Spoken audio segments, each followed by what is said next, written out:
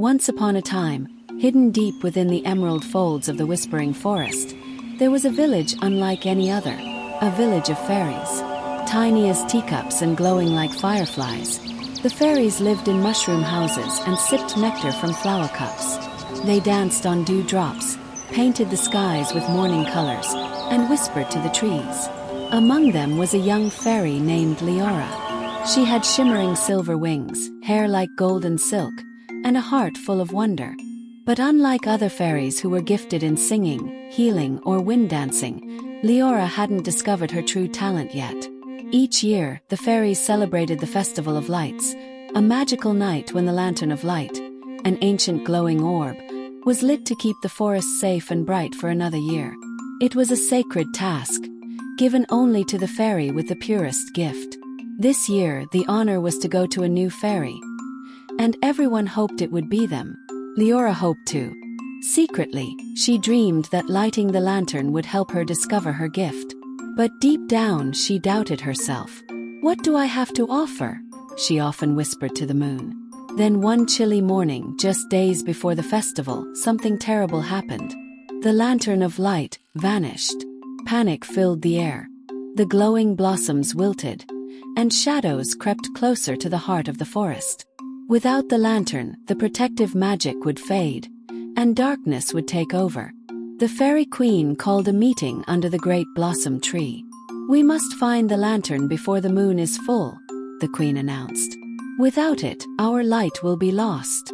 The bravest fairies formed search parties, flying to the far corners of the forest. Liora wanted to help, but no one asked her to join. She was too small, too quiet, and too unsure. But that night, Liora felt a whisper in her heart, a soft voice that said, "Follow the light inside you." So she did.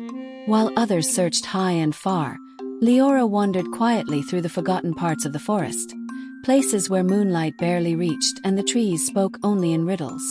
She followed a trail of flickering fireflies and the sound of distant humming. Finally, she reached a glade she'd never seen before. At its center sat an old willow tree, twisted and tired, its roots wrapped around a small glowing object, the Lantern of Light. But it wasn't alone. Beside it sat a shadow creature, tall, smoky, and sad-eyed. It didn't growl or attack, simply wept. Liora hovered closer, her heart beating fast. "Why did you take the lantern?" she asked softly. The creature looked up, surprised by her gentle tone. "I didn't mean to steal it," it said. "I was lost in the dark, and I needed its warmth." Liora's fear melted into understanding. The creature wasn't evil, it was lonely. She reached out her tiny hand. "You don't need to steal light. You can share in it. That's what we fairies do." The creature blinked. "No one's ever said that to me before." Liora smiled. "Then let this be the first time." With care, she lifted the lantern, and together they returned to the fairy village. Liora and the shadow side by side. The other fairies gasped in awe and fear. But the fairy queen raised her hand. "Liora has done what no spell could do. She has brought back the lantern, not with power but with kindness and courage." Liora placed the lantern on the altar, and it glowed brighter than ever before. Light spread across the forest, chasing away the cold, and the trees sang in joy. From that night on, Liora was known as the Fairy of Light, not because she lit the lantern, but because she saw light in others, even in the shadows. And her gift, it was the rarest of all, a heart that could heal the darkest places.